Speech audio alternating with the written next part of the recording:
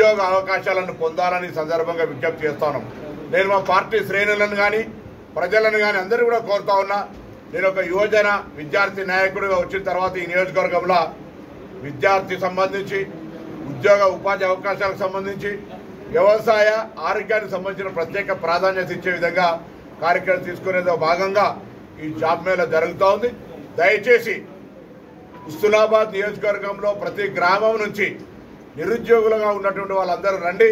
ఒకవేళ ఈ జాబ్ మేళాలో రాకున్నా కూడా విదేశీకి సంబంధించినటువంటి అనేకమైనటువంటి బయటి దేశాల్లో స్కిల్ ట్రైనింగ్ ఇచ్చి బయటి దేశాల్లో మంచి ఆర్థికపరమైనటువంటి జీతభత్యాలతో ఉద్యోగాలు ఉన్నాయి.